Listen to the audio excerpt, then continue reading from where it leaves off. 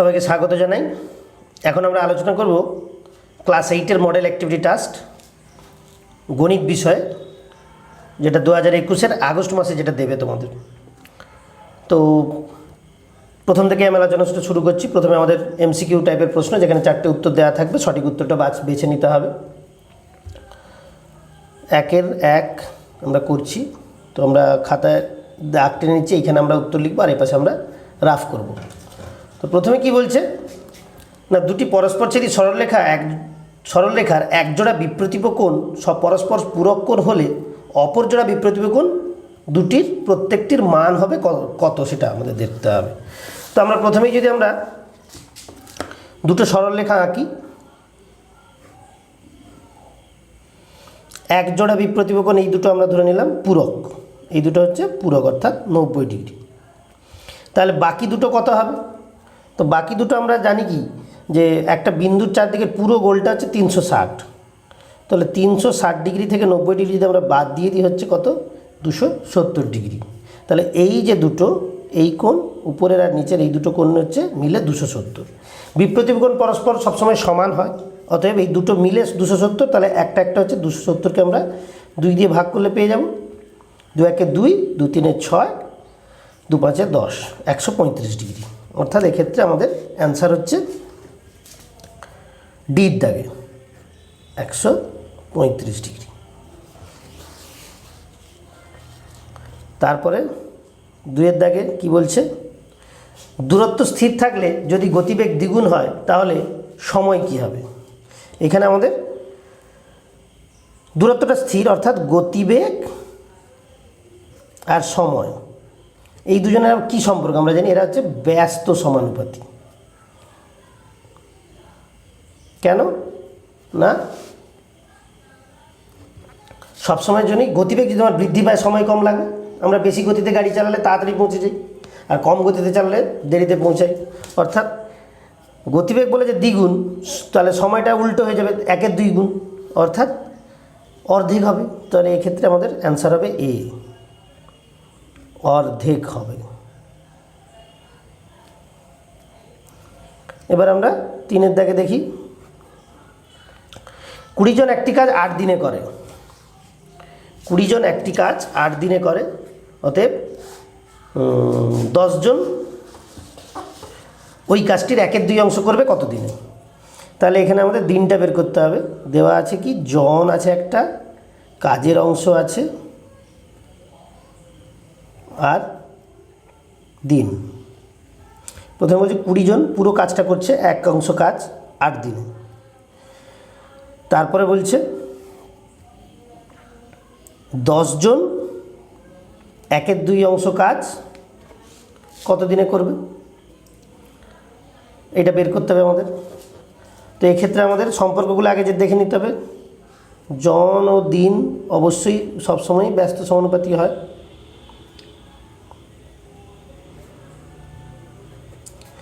আর কাজ ও দিন, কাজ বেশি পড়লে তো অবশ্যই দিন বেশি লাগবে, কাজ কম হলে দিন কম লাগবে, অর্থাৎ এটা সরল সমানুপাতি।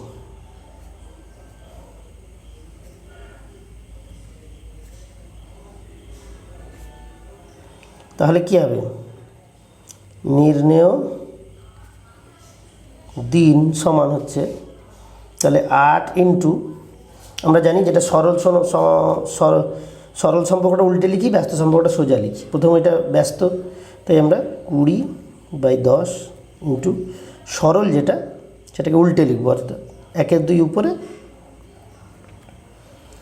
সমান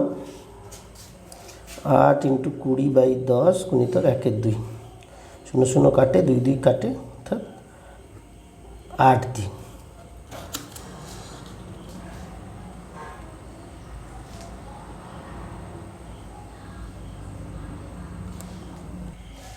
তাহলে এক্ষেত্রে উত্তরটা একই বেরোলো, আগেও ছিল 8 দিন, এটাও বেরোলো 8 দিন।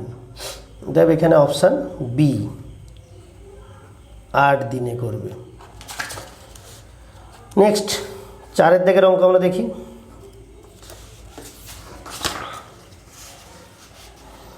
4-এর দাগের অঙ্কে কী বলছে, 80 টাকার 5%, এটা অত্যন্ত সহজ। 80 ইন্টু 5/100, 5% মানে 5/100। তাহলে আমরা কাটাকাটি করলে 0 0 কাটলাম, 5 2 10, 2 4 8, 4 টাকা। অর্থাৎ অপশান সি 4 টাকা। এবার একের দাগ কমপ্লিট, দুইয়ের দাগ। দুয়ে কি বলছে? সত্য মিথ্যা। সত্য মিথ্যা আমাদের নির্ণয় করতে হবে। 30 লিটার ডেটল জলে জল ও ডেটলের পরিমাণের অনুপাত 5:1। ইহাতে ডেটল আছে 25 লিটার। তাহলে এখানে আমাদের ডেটলের পরিমাণ বের করতে হবে। আমাদের কি দিয়েছে? ডেটল না, জল ডেটল দিয়েছে। জল ও ডেটলের অনুপাত, জল ডেটল বলে দিয়েছে আমাকে 5:1।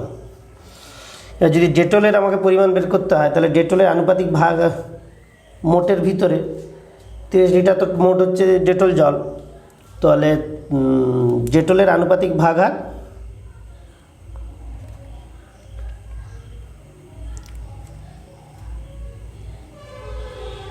কত হচ্ছে? ডেটল হচ্ছে 1 আর নিচে হচ্ছে 5 আর 1 6, 1-এর 6। তাহলে এই 1-এর 6কে আমরা 30কে আমরা যদি 1-এর 6 দিয়ে গুণ করি, তবেই ডেটলের পরিমাণটা বেরোবে 5 লিটার।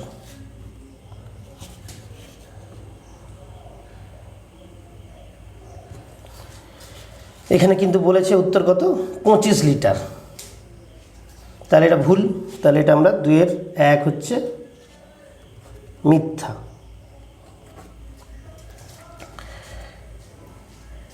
2-এর 2 আমাদের একটা ভাগ দিয়েছে,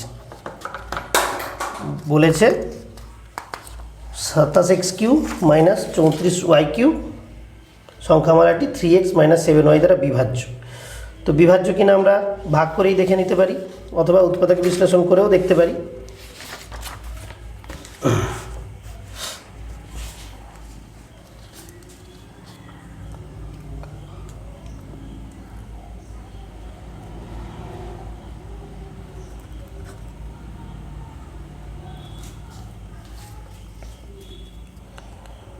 (27x³ - 343y³) এটাকে 3x - 7y দ্বারা বিভাজ্য কিনা বলতে হবে।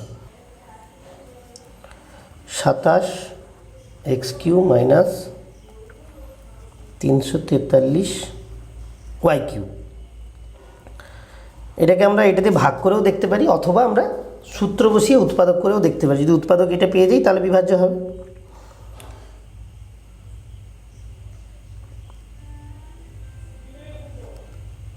এটা হচ্ছে 3x-এর হোল কিউব মাইনাস 343, 343টা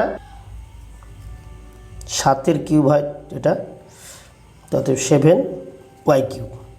এ কিউব মাইনাস বি কিউবের যদি আমরা সূত্র বসাই, উৎপাদক বিশ্লেষণের সূত্রটা, তাহলে a - b into a square plus ab plus b square 3x - 7y 9x² plus 21xy plus 49y²। তাহলে আমরা দুটো উৎপাদক এখান থেকে পেলাম। তার মধ্যে একটা উৎপাদক 3x - 7y, অতএব 3x - 7y দ্বারা বিভাজ্য, অতএব এটা হবে সত্য। 2-এর উত্তর হলো সত্য। 3-এর দাগে দেখে নিই আমরা। 3-এর দাগে বলছে 2a² এবং 4ab² এর গসাগু 4a²b²। গসাগু আমরা কি করে করি? তাহলে উৎপাদক আমরা করে নিই। 2a² সমান হচ্ছে 2 × a × b, আর 4ab² সমান 2 × 2 × a × b × b। গসাগু কী করে করবো আমরা? যেগুলো মিল পাবো সেটাই হচ্ছে গসাগু। প্রথম 2 মিল পাচ্ছি 2, তারপরে a মিল পাচ্ছি a, আর a মিল নেই, আর একটা b মিল পাচ্ছি b, সমান 2ab। এখানে দিয়েছে 4a²b², ভুল দিয়েছে, ওটা অ্যাকচুয়ালি রসাগু, তবে এটা মিথ্যা। 4 নম্বরে কি বলছে?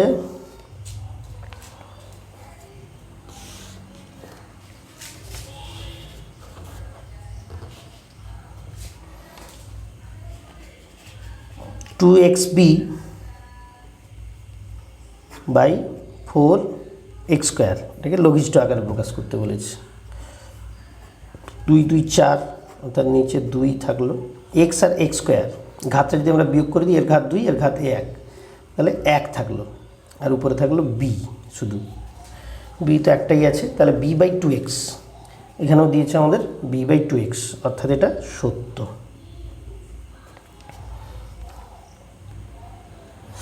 এবার আমরা 3-এর দাগে যাব। 3-এর 1 কি বলছে? ত্রিভুজের একটা ছবি দিয়েছে, ABC নাম দিয়েছে,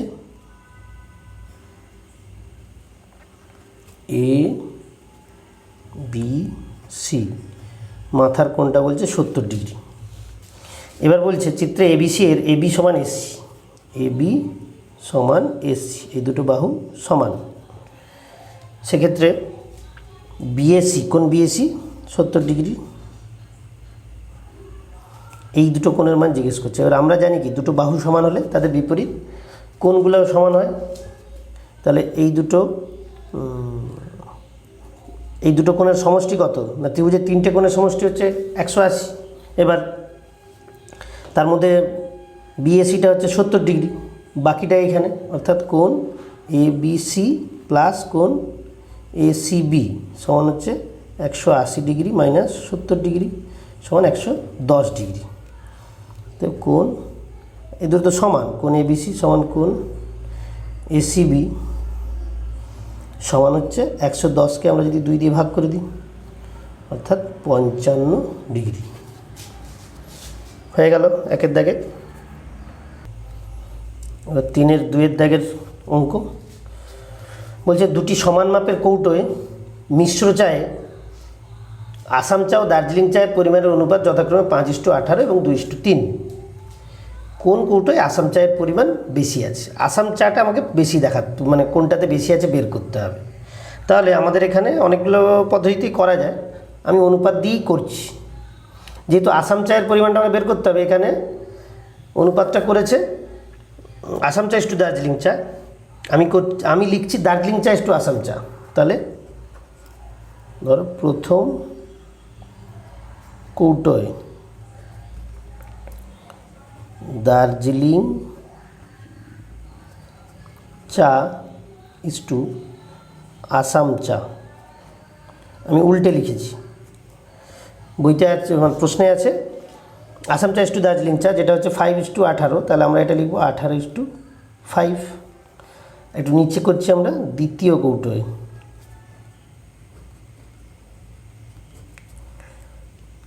একইভাবে দার্জিলিং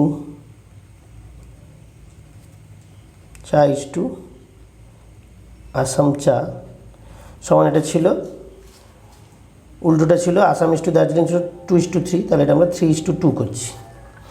এবার দু জায়গাতেই আমরা এই দার্জিলিং চাটা সমান করে দেবো, তাহলে আসাম চাটা কার বেশি আমরা ঠিকঠাক বুঝতে পারবো। তো এখানে তো 18:5 আছে, কোনো ব্যাপারই নয়, মানে 18টা 3-এরই গুণিতক, তাই এটাকে আর গুণ করছি না, 3কে শুধু 6 দিয়ে গুণ করলেই 18 হয়ে যাবে। আমরা জানি অনুপাতের দুটো পদে একই জিনিস আমরা গুণ করতে পারি, 3:3 সঙ্গে আমরা 6 গুণ করলাম, 2 এর সঙ্গেও আমরা 6 গুণ করলাম, তাহলে এটা 6×3 18:12। তাহলে এখানে আমরা 18:5 পাচ্ছি, এখানে 18:12 পাচ্ছি। তাহলে দ্বিতীয় কৌটোয় আমরা দেখতে পাচ্ছি 12, প্রথম কৌটোয় 5, মানে দার্জিলিংটা সমান করে দিতে আসামের পরিমাণটা দ্বিতীয়তে বেশি, অতএব আমরা লিখতে পারি দ্বিতীয় কৌটায় আসাম চায়ের পরিমাণ বেশি আছে। তো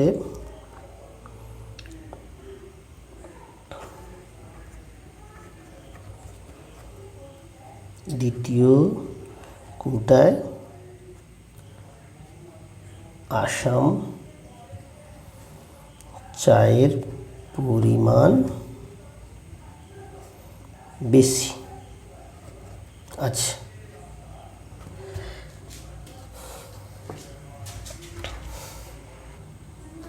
এরপর 4-এর দাগে আমাদের একটা উপপাদ্য প্রমাণ করতে দিয়েছে। একটি ত্রিভুজের দুটি কোণের পরিমাপ সমান হলে, তোমাদের বইতে এটা উপপাদ্য 6-এ আছে, আমি বুঝিয়ে দিচ্ছি। একটি ত্রিভুজের দুটি কোণের পরিমাপ অবশ্যই উপরে এই সাধারণ নির্বাচন যেটা সেটা লিখবে, যেটা আমাদের প্রশ্ন। সমান হলে তাদের বিপরীত বাহুগুলির দৈর্ঘ্য সমান হবে। তো প্রথমে আমরা ছবি এঁকে নেব।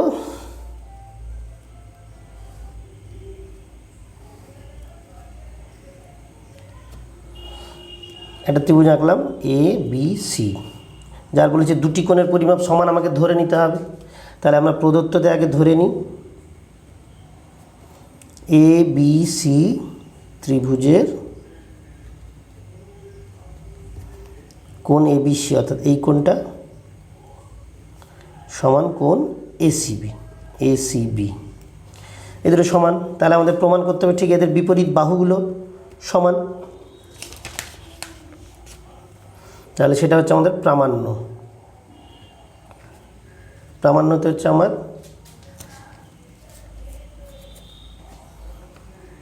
ত্রিভুজ এ বি সি এর সমান যে দুটো কোণ আছে, সমান পরিমাপের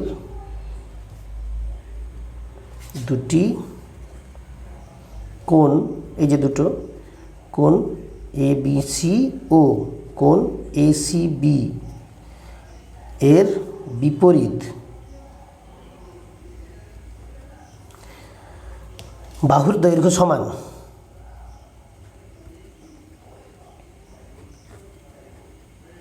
অর্থাৎ কোন দুটো বাহু? এই দুটো এ বি সমান এসি। এই কোণের বিপরীত বাহু এটা, এই কোণের বিপরীত বাহু এটা, এ বি এসি। এবার এটা প্রমাণ করতে গেলে আমাদের একটা অঙ্কন লাগবে, কিছু আঁকতে হবে।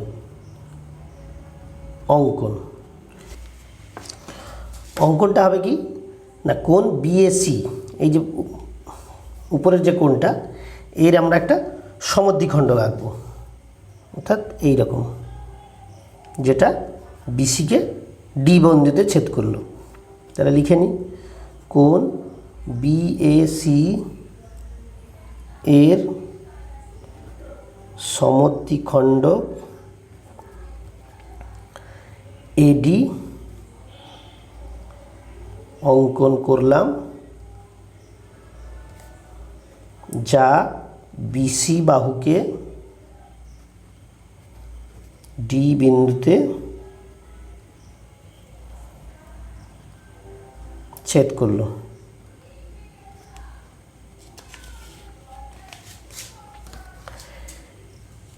এবার আমরা প্রমাণ করব।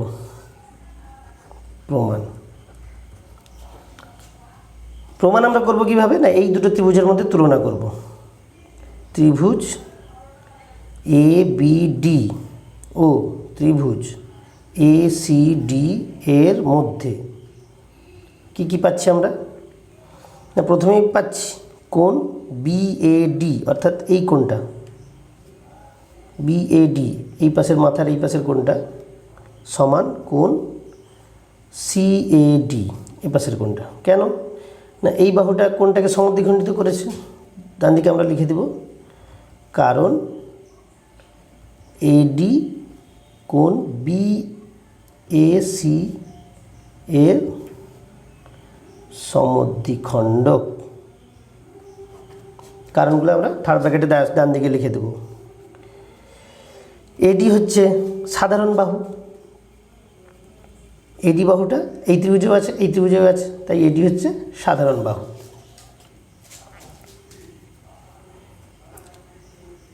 এডি ত্রিভুজ দুটির সাধারণ বাহু। তারপরে আর কি পাচ্ছি, প্রথমে যেটা আমরা শুরু করেছিলাম, এই কোণটা আর এই কোণটা সমান দিয়ে আমরা শুরু করেছিলাম, সেটাই আমরা লিখে নেব। এবার কোণ এ বি ডি সমান কোণ এ সি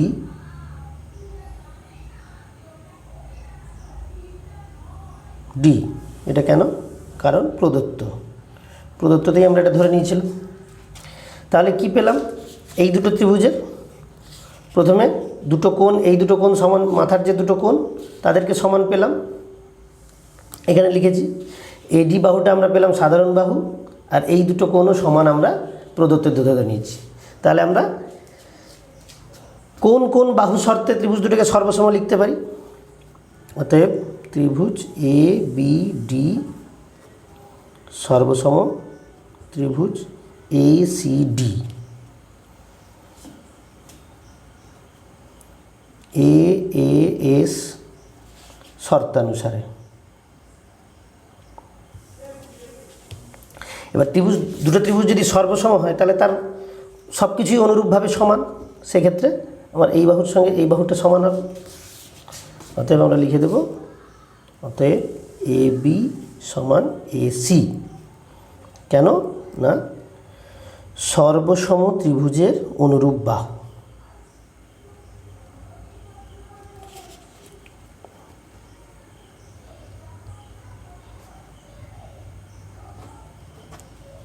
তাহলে হয়ে গেল আমাদের প্রমাণিত। তো এইভাবেই অ্যাক্টিভিটি টাস্কগুলো কমপ্লিট করে তোমরা স্কুলে জমা দেবে।